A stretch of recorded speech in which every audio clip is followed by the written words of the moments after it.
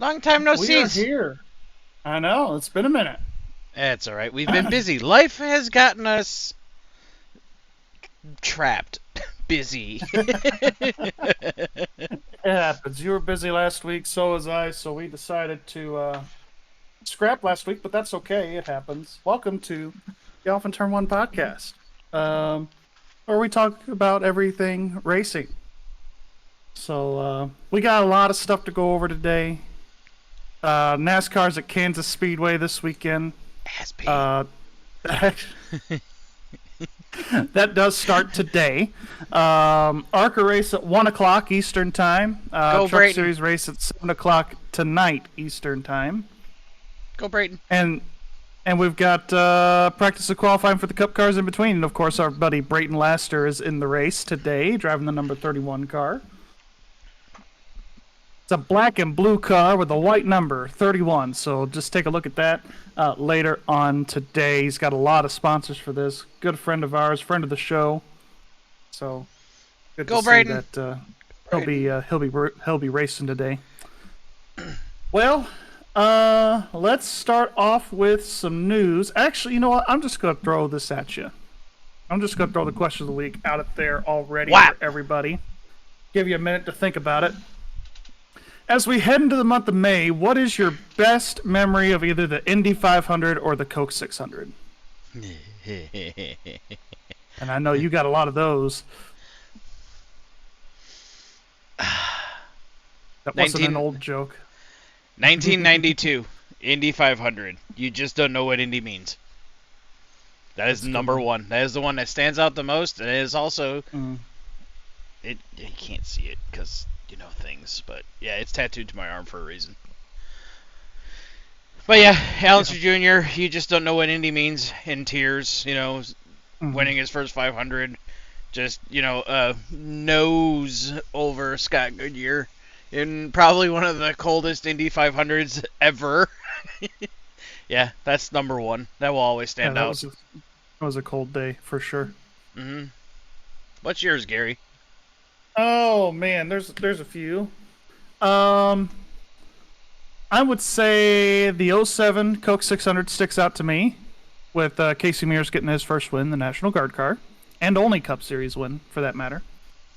So that was a pretty cool day to see a Mears in victory lane on Memorial Day weekend again. Another one for me, I guess, on the Indy 500 side would be seeing Dario's first in 07. I know it was a rain-shortened torrential downpour at IMS that day when he went across the start-finish line and they declared him the winner, but that was just a cool moment, just seeing a new Indy 500 winner, and that was really one of the first 500s that I had ever watched. Cool. That's a good one, actually. So, I missed that one. Even though we don't talk about his wife and taking up the entire thing, but, Boo! Hiss. Although, Coke 600. I forgot to mention Coke 600 because I shit on NASCAR a lot. I'm sorry, Gary. I apologize. I don't remember what year it was, but it was the year that Tony Stewart ran. He ran the 500, and then he had to haul ass to Charlotte for the 600. And it was really early in the race. Stewart ends up spinning. And everybody was like counting him out, and it's like, and then he ends up finishing in the top 5, I think. I can't remember what year it was, but it just had to have been 99.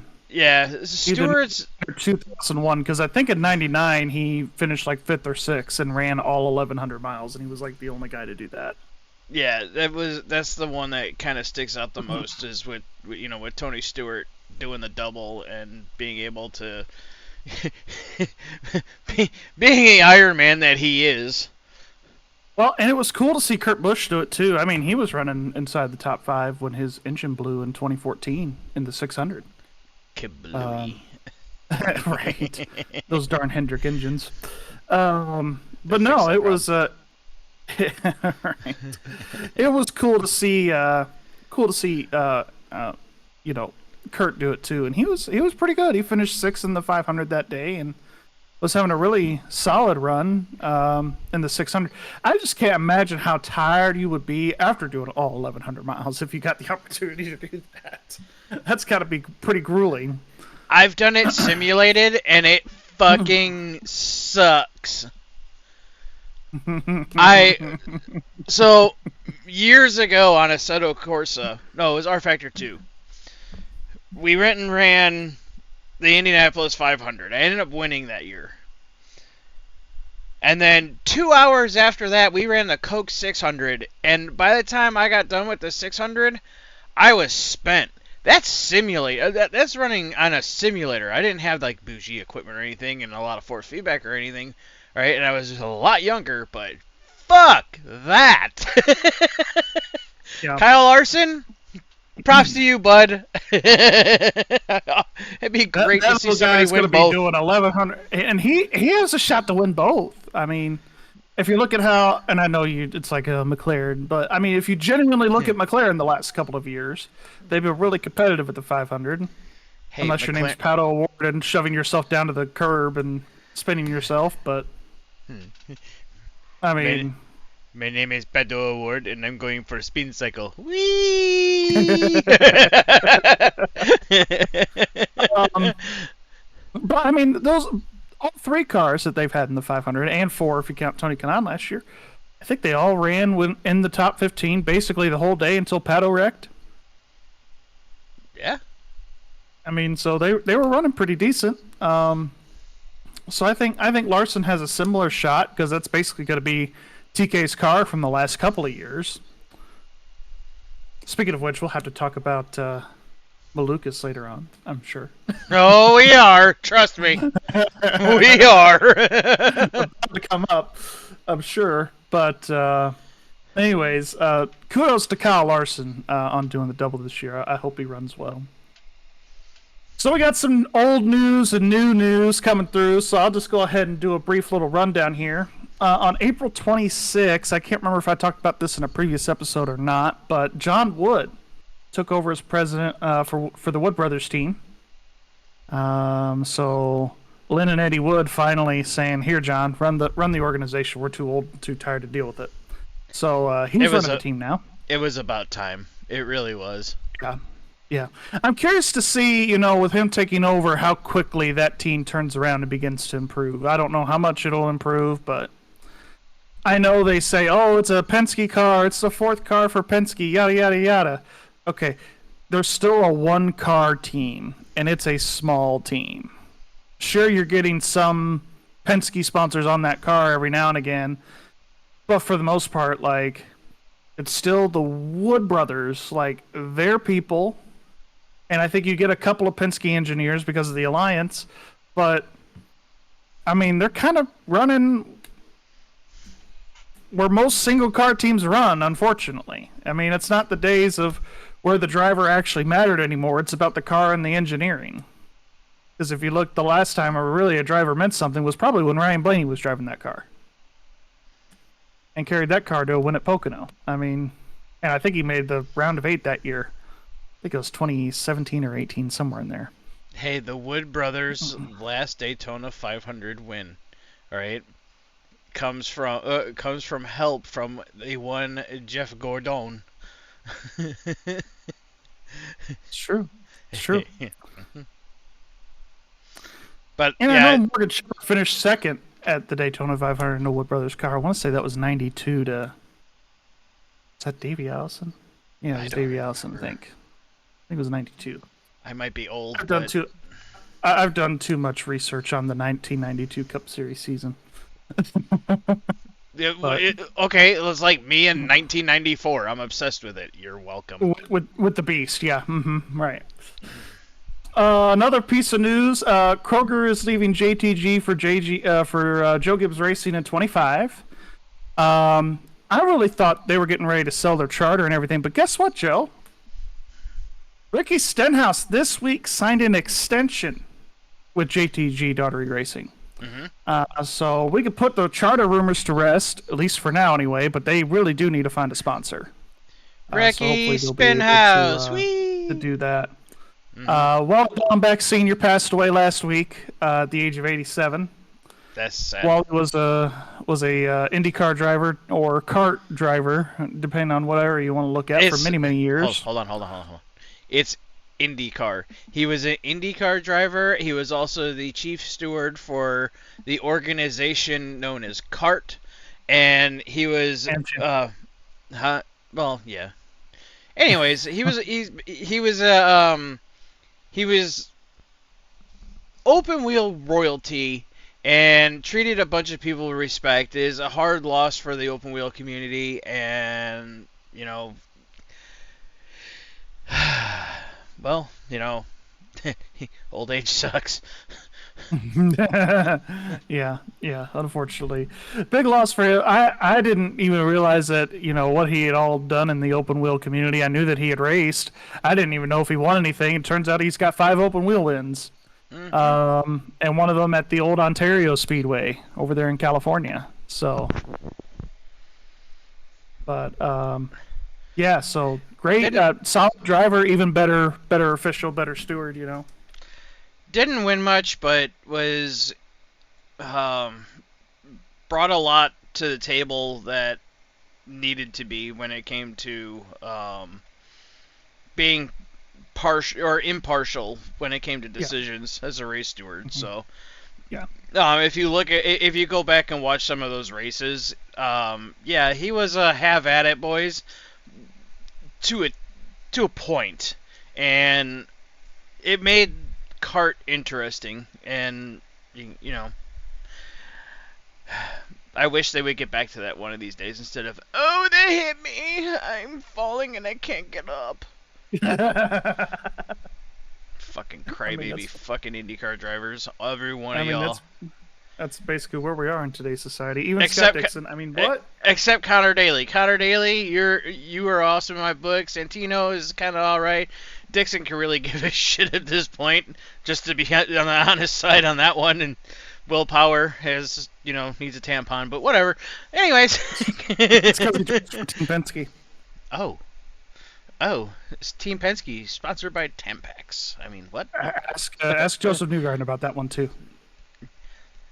No, Joseph... Okay, I guess we're going to haul off into this one. Joseph Newgarden is taking one on the chin, alright, for somebody else's fuck-up, and I don't give a shit who you are, alright? That's not... okay, great. The driver's supposed to know the fucking rules, alright? But...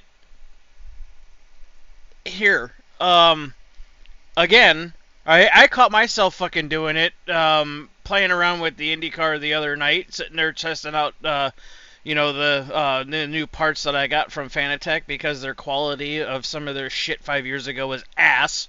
Yikes. Shots fired. Pew. I sit there just excessively hitting the button. There's places that you just end up hitting the fucking button. Okay, I'm sorry. It's just how it is. I knew where they were coming from with it. Yeah, okay, great, but they should sit there and suspend the people that were actually part of the problem. All right, the drivers had. Thank you. The drivers, yes, should know the rules. Willpower even came out and said, yeah, I knew the rule. I knew it was there, and I didn't use it. And they still penalized him because he admitted that he knew it was there. All right?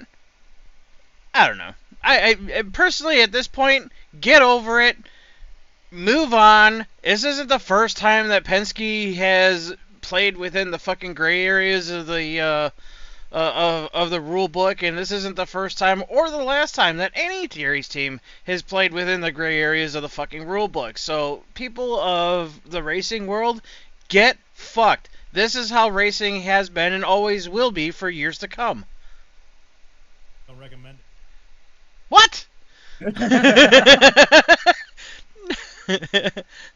But no, you're right. See, here's the thing. And I saw this on Facebook the other day. Somebody mentioned this. They said, if you get caught, it's cheating. And they were talking about the gray area of the rule book and whatnot. Mm-hmm. But if you don't get caught, it's engineering. So we're actually going to be talking about this on Monday because you're off and I'm off and, fuck it. Why not make a podcast on a Monday, right? That's right. That's right. We'll actually be talking about the 30th anniversary of my favorite racing story of all time. It's the one that just it's the end of an era, the start of a new one with motorsports, and the way it all culminated and the whole backstory behind it all. Just there's nothing else out there in motorsports that is like this story, and it is the 1994 Roger Penske, the Beast, Ilmore Engineering, Mercedes-Benz. If you haven't heard about it, if you're not anywhere close to my earshot of my voice, all right, I'm pretty sure everybody, Gary's even already fucking rolling his eyes right now, going, "Oh God, here he goes again." All right, it's a passionate story of mine. I follow it a lot. I've read a lot about it. I've watched a lot of videos about it. We're gonna do a podcast about it on Monday, so expect to see that. But all right, Yeah, that'll be a good episode. I'm really Plug. looking forward to see what Joe's got on the table for that one on Monday. I have this on my table right now. Oh. Oh. So another good piece of news here. Speaking of May 2nd, that's when Ricky Stenhouse signed his deal. Eric Jones got cleared to race, medically cleared to race. So he's not going to be racing this weekend, but he did say he is going to come back for Darlington next week. So that'll be good to see. Good to hear. And then lastly, the last thing I saw was May 3rd, yesterday. Cam Waters, in an interview with Jim Utter, Supercars star, said that he would love to race in NASCAR full time. Run away. I mean, what?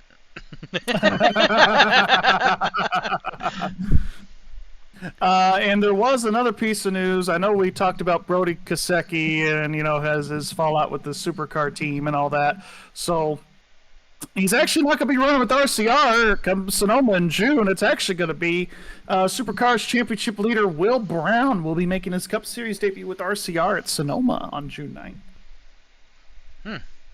Saw that in another article today. And last thing I saw, so you remember Ryan Preece last week at Dover with the in-car fire? Yes. Fire. So turns out it was not a result of crappy parts. Rather, it was the fault of the team and the bolts that were installed incorrectly.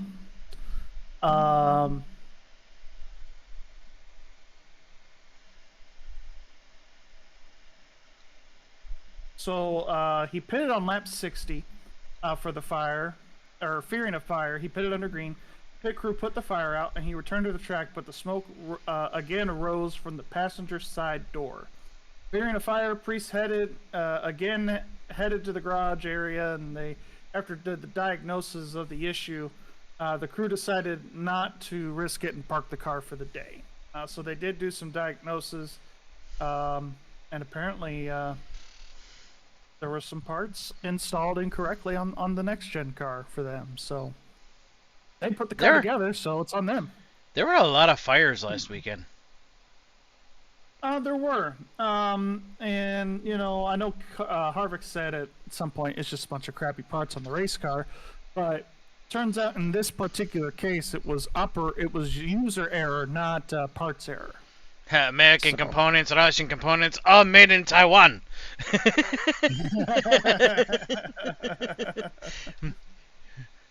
If you know what movie that's from, you're God level. Yeah. I don't know, but that's okay. We'll see if the But users can figure really it out. all I had in regards to the NASCAR news, Joe. So, what do we got for IndyCar this week? Where do we start? I know we're off this week, but I mean, let's see. Mannequins falling on the racetrack at Barber. David Malukas deciding that yeeting himself off a bicycle was worth a career at McLaren. Was it who else we got? McLaughlin won after the controversial week. So, you know what? Actually, Penske went 1-2, by the way, on that, so that's all right. I'm okay with it. Especially, I'm just, willpower would have been winning would have been nicer. Um, let's see. Yeah. I So do like Scott McLaughlin, so I mean, yeah. So Malukas, everybody knows that he got hurt, and they had to keep finding replacements. And McLaren had built into the contract about if you're injured and you don't come back within a certain amount of time, we can opt to get you out of here. And they took the option on that one, which I mean he's in wholehearted agreement with, which is fine. He's going to have a landing spot, all right? A lot of people went and said that his move to McLaren was actually kind of bad, and I have to agree with that because I really would like to see Malukas in a better ride, which this may or may not open up opportunities for him to be in a better ride. The kid's good, and he's taken shitty equipment and turned it into podiums. So, yeah, I mean, he's done that his whole career with Dale Coyne at this point, so. yeah. So don't count out Malukas being out of the IndyCar series. He'll be fine. He'll find a landing spot. It'll be good. Will it be this year, though? I don't think so. Through the rumor mills that I've been hearing, it's not going to be this year, him getting back into his seat, unless he's going to be a fill-in for somebody, but it's not going to be at McLaren, and it's probably going to be a shitty ride. So probably going back to Dale Coyne if he does race again this year. And the that silly 51 car is still unsold for like half the year. Yeah, and he's got money. There's money backing him, so he'll be fine. Who else we got here? I think Alex Palou took over the points lead now. Dixon dropped down pretty low, but the here's the funny part about the whole points, right? So, Colton Herta actually has the points lead by 1 point over Will Power, and Alex Palou is 3 behind. But the top 4 in points are within 7 points of each other.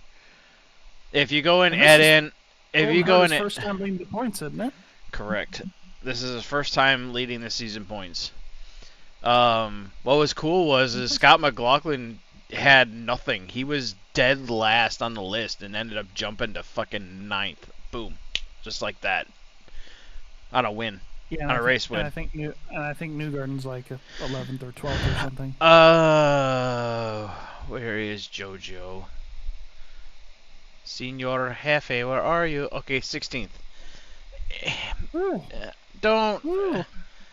I've seen Scott Dixon come back from being that far down the list. Don't worry about it. It's fine. We're good. We're fine. Okay. But the contract talks already for Newgarden have already started. IndyCar silly season is already in full swing, even before the Indianapolis 500. If you want my honest take on it, Joseph Newgarden, you would be dumb to stay at Penske. Just saying.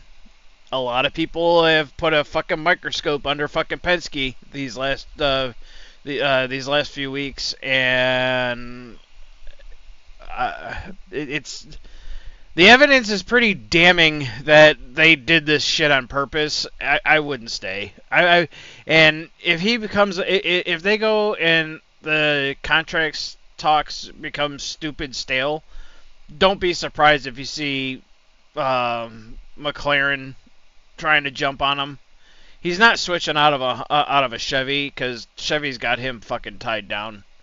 So all you Honda boys, nasty fanboys. Yeah, just cool your fucking jets. No, other way. It's this way. Yeah, you have to point towards me. This, like, great. I did point towards you on my end. Yeah.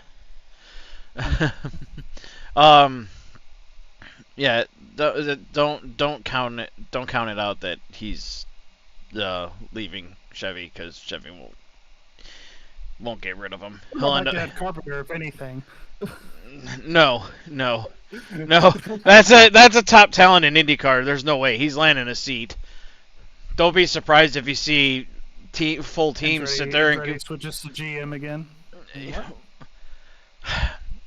There's other things that, man, I could sit here and talk until I'm blue in the face. I would actually go on record right now say and sit here and say that Andretti Autosport or Andretti Global, whatever the hell their name is, trying to force the whole Cadillac thing onto Formula One when ends up taking over a Cadillac ride, and the stars actually start aligning correctly, so you have Andretti Autosport switching to Chevy, have Cadillac in their GTP program. What the fuck are you?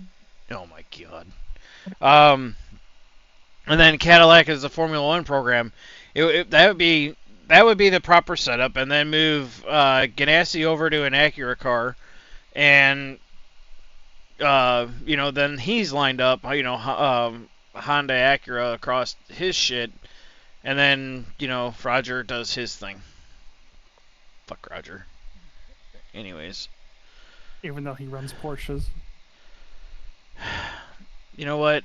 Porsche is a customer car. Porsche is a customer car, alright? And there are lots of customers. You have Joda, you have JGTC, or J... God damn it, the hat's over there. You got Miller, that's got theirs. Was it Proton Competiciones got theirs. It's a customer car, so, there's mine right there. Customer car. Here's my cars. Right there, at ASP. Backwards. Here's my cars. Santino should have won that fucking race, but whatever. Could you imagine if AJ Foyt's old ass would have won the Daytona 500, the Indy 500 as a freaking car owner again? The Daytona 500 in Speedway, Illinois.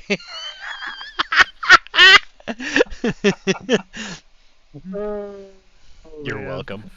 We gotta love AJ. Anyways, hey AJ. it would have been wild to see. It probably would have killed AJ Foyt. Honestly, he probably would have had a heart attack. Bees are not what took out AJ Foyt. What took him out? A win in the Indianapolis 500 at the age of 290. Oh, man. When God said, "Let there be light," AJ Foyt turned the fucking light switch. Oh. Dude, there's a whole list of fucking AJ Foyt jokes now. Oh man. Yeah, just like Chuck Norris, AJ Foyt's got a third fist. Ask the Flying Dutchman on that one, Ari Leyendijk. Where the hell did that come from? My third fist. Sus. I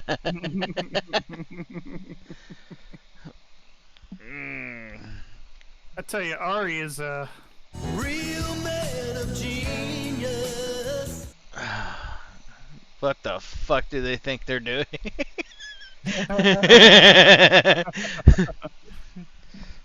Good times. Good old Ari Leyendijk. Oh man, do we get into some Indy 500 stories? Yeah, let's get into them. Why not? Because I mean, it is the month of May. It is the month of May.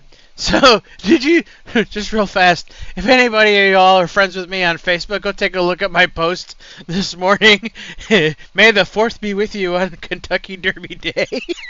Yes. Oh, speaking of Kentucky Derby Day. Yes. You know what the Kentucky Derby is? Go for it. Amish NASCAR. Instead of exhausted shit. What is this manure? That's the dirt tracks. Hey, could you imagine? Okay, so next year, Kentucky Derby, okay? They get sponsors on the sides. Like, of the horses. Yeah, horseshoe companies, feed. One of them's got Purina checkerboard on the side. The fucking jockeys got help. The jockeys are sponsored by Nike or something or whatever. Yeah, jockeys got their helmets on. They got fucking aerodynamic swooshes on them, so you're kind of like the MotoGP guys, where the helmet kind of goes down the backside. They got windshield wipers now for their fucking goggles. Put the rain tires on. What? Get the bigger shoes.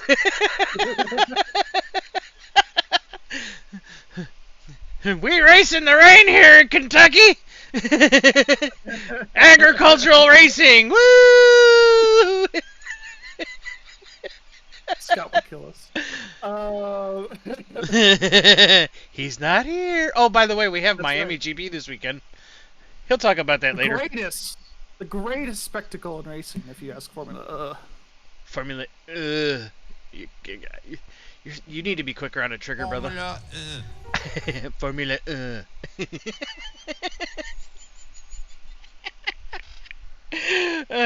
Formula. Damn it all. Alright, so which Indy 500 story do you want me to start off with the month of May? Well, we can't talk about the bees because we're going to be talking about that on Monday. I got So a good I'll one. let you pick. Yeah. Alright, so yeah, I talk about 94 all the time, and 95 is usually probably about one of the most forgotten ones because, oh, the captain missed the race! Oh, shit! Alright? Anyways, yeah, other than Roger Penske missing out on the Indianapolis 500, the eventual winner is Jacques Villeneuve, or if you're Paul Page, it's Jacques Villeneuve. Villeneuve. Real man of genius. God damn it. Fuck you. He ends up getting penalized and ends up going 2 laps down early. And through attrition and catching cautions right and pit stop strategy, he ends up winning the damn race. It's not unprecedented to come back from 2 laps down and win a race, ask Scott Ramler. But, yeah. But, you know, doing it in the greatest spectacle in motorsports is very special. And it was one of the last years of the turbocharged car, or the Turbo V8 era of IndyCar, because everybody knows that the year after, you know, was the split. Fuck you, Tony George. I don't know. Right now it's sounding like pure genius, but don't know. Anyways, yeah. So, it's one of my favorite stories for Indianapolis. 1981, the controversial Mario Andretti winning it, but no, it was actually Alonso Sr. After, was it, I think, 3 or 4 months worth of court litigation. They didn't really finally officially... You scared the fuck out of me. I had to look up at the icon. You asshole. Yeah, there's a lot of really good stories. I don't have anything really readily prepared this time around, but I will have something for the next episode. Actually, not the special episode, but the next episode. I will have. I think another one that kind of sticks out in my mind, the year that Andretti really struggled to get all the cars in the race, and Ryan Hunter-Reay missed out. I think it was 2011, 2010. Was that where they bought a ride, where they bought Simona Di Silvestra's ride because DHL really needed to be in the race? I can't remember what year that was. I don't remember. It was probably like 2012 or 13 or something. I don't know. I remember last year Graham Rahal being straight ass and had to buy his way into the fucking race because, again, he was straight ass. And then he goes and wrecks the fucking car.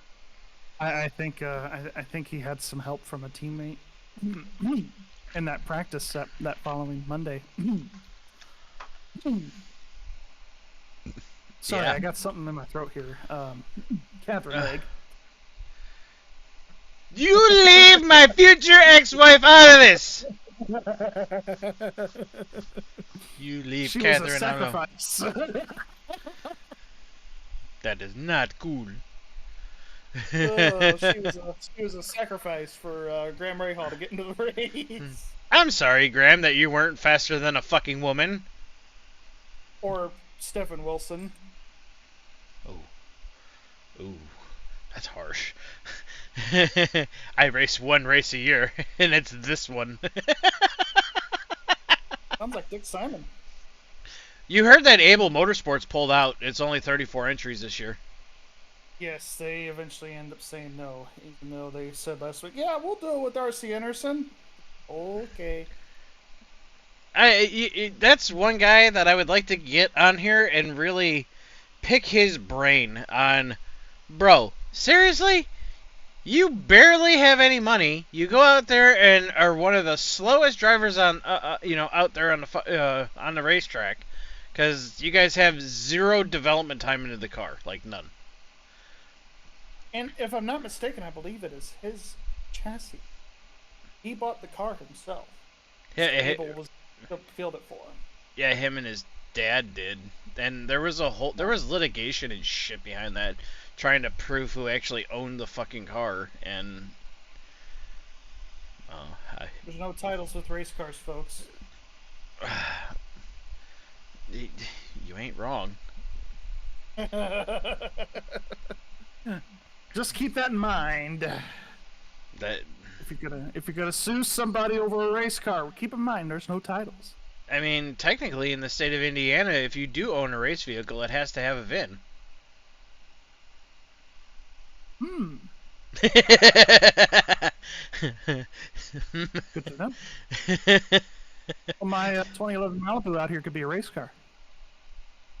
I mean, I can turn any car into a race car. You just give me a few $100 and I'll slap a freaking chromoly fucking roll cage on the damn thing. It's a roll cage. A race car if you race it. Yeah. What kind of roll cage is this? Bounty. What? It's paper towel rolls. What is this white stuff on the outside? The actual paper towel padding. That's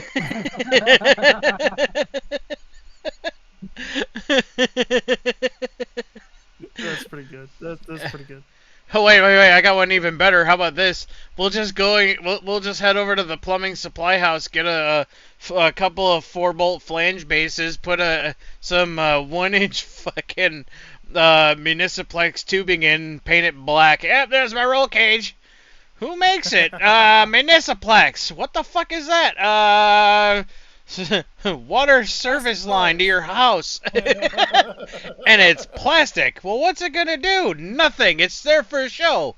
To show you that I don't give a fuck about my safety. Get me on the racetrack. If I want to die, I'm gonna die. If I'm gonna go out, I'm gonna go out in a ball.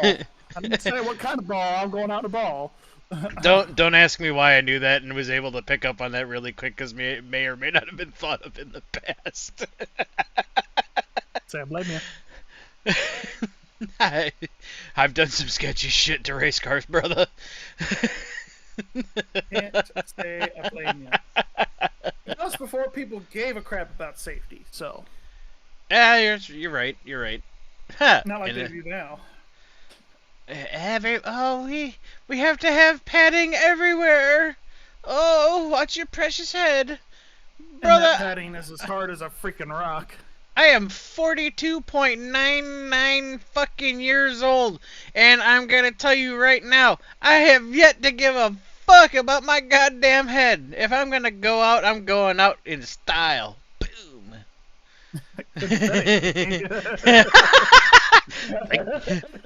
Shit, I don't have that. Over there, and down here. Over there, and over there, up there, and down there. What else you got for me, Gary? That's all I had, man. I don't have nothing else today. It's a short light week. show today. It's a light show because we have a big one coming up on Monday. And next week we will be talking about the Miami the Green Prix. I said Green Prix. Well, hold on. Hold on. I'm gonna stop you right there. The Formula hybrid parade around the hard rack. The Formula hybrid parade around the Hard Rock Stadium featuring guests like Lou Ass Hamilton, Max Verstappen, Max. Stopping. Thank you, Pat McAfee. Um, Charles Leclerc. Leclerc. I call him Leclerc. It's the most Indiana thing you've ever heard in your life. Checo, Anyway. the peso spender. Who else do we got? I don't remember. Yeah, man, there's. Hell, it could be Logan Sargent's last fucking race. Dalton Kellett. Put him in the car. What is that K-line shit on the side of the fucking car? Oh, moo. It's K-line. Oh, we don't know. It's just money. Here it is. Depends on who you are. If you're an electrician, it's a bunch of electrical, high-tension power wire parts. If you're a model railroad enthusiast, it's O-scale trains. Take your pick. Yeah, Dalton would know what K-line is. I know what K-line is too. Yeah, different form. Yeah, I have pictures of a whole bunch of K-line stuff that is completely wrapped in vines right now at work. Oh, I'm throwing out Florida Public Utilities. Hi! Fix your shit! Live, Joe, we're live. Anyways, so one more thing to add. One America, place that I work for. That's my day job. Hold on. Let me just flip this back over. There you go. They are sponsoring the mini marathon today. Peyton Sweet is running that thing right now as we speak. They probably just finished up within the last hour or so. Go, Peyton. I don't know where he finished, but hope he didn't die. I haven't gotten any texts about it yet, so. Hold on. Phone's back here. Hang on. I'll look it up. Hang on. Let's take a look here. Why is the first thing that comes up on my phone Johnny Knoxville? Why not? It's just the last couple of posts is me posting Run Forest Run and AJ posting International Couple Blanks Entire Nation on Pornhub. Thanks, AJ. God. I have not heard anything from Peyton. Maybe you got something on Snapchat because I don't do that Snapchat thing. I do not. So we'll just assume he's dead. Dead. I'm just kidding. He finished the race. As of 41 minutes ago, he crossed the line in about, I don't know what his time was. I couldn't see the clock. About 3 hours. Yeah, looks like it. 3 hours. He did what? The Yeah, 13. three Did he hours do and the? 13.1. And He 3 did. hours and I think like 10 minutes or something it looked like. Maybe not. I have questions. He says 41 minutes ago on Facebook, everything hurts. I'm in tears, but I did it in 3 hours. Good job, Peyton. Good Congratulations. job, Peyton. He survived. I Yeah, have that's- I have one question for Peyton though, and maybe he can answer this later, after he's done recovering. You own an automobile. Why in the fuck would you run somewhere? Duck. He's getting ready for the apocalypse. Oh my god. How long have we been live? I've got literally nothing to fill in for this time. The clock says 44 points something. I do got something. Just Go remember. for it. 1 o'clock Eastern, Jimmy Little's going to be in the booth for the ARCA race. The truck race tonight is going to be done by Adam Alexander. So you're going to have, for the ARCA race, you're going to have Jamie Little, Trevor Bain, Phil Parsons in the booth. And then for that ARCA race and the truck race, you're going to have your usual suspects. It's going to be Adam Alexander, Phil Parsons, and Michael Waltrip.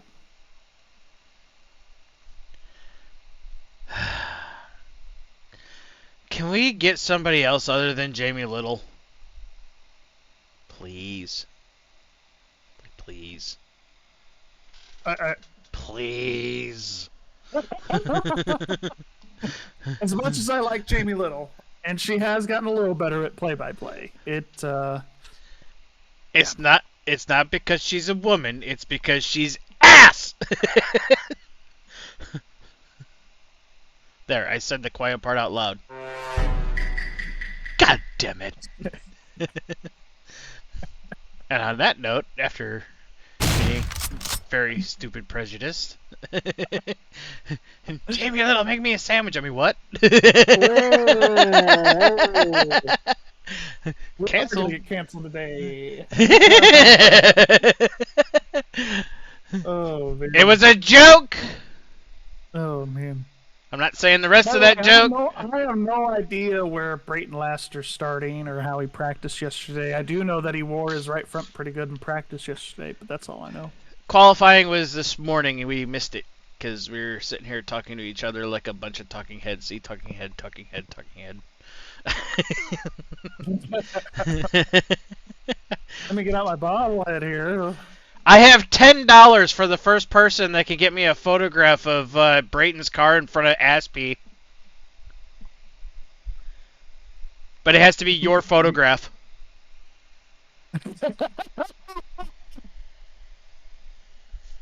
Don't take a screenshot. You're gonna be waiting a while on that one. Don't take a screenshot. But $10 for the first person that can come up with a Well, you know it won't be me, so. Because I'm going to meme the fuck out of it. Hi. A free pizza coming your way if you give Joe the photo. I'm just kidding. You can't get a pizza for $10. Depends on where you get it. From Peyton at Domino's in New Haven, Indiana. Thanks. That's it. I was gonna say Fort Myer. I was Y'all like, be wait sure a to second. spam. Y'all be sure to spam that the phone number for the New Haven Domino's. Do it. Almost said Pizza Hut. Have a Pizza Hut there. Hungry Howie's in Speedway, Illinois. Man. We need to cut this show off before we say anything too stupid. Okay. Well, guys, it's been a pleasure. Lighter show today. Had a lot of fun. May 6th, so this coming Monday, here in a couple days, we will be back. And we will be talking about the 1994 Indianapolis 500, specifically Team Penske and the Beast. Going to be going over about probably that whole thing, how it was built, how it was tested, how it ran in the race. Stories from guys like Paul Tracy and everybody else that was involved in that effort. So you guys won't want to miss that one. The last true great engineering marvel we saw in the IndyCar series. So, but anyways, that's all for now. I'm Gary. That's Joe. We'll see you next time. Stay classy, stay safe, and I am not eating the corn the long way. no. Stop being stupid in the chat. And we'll see you next time. Bye.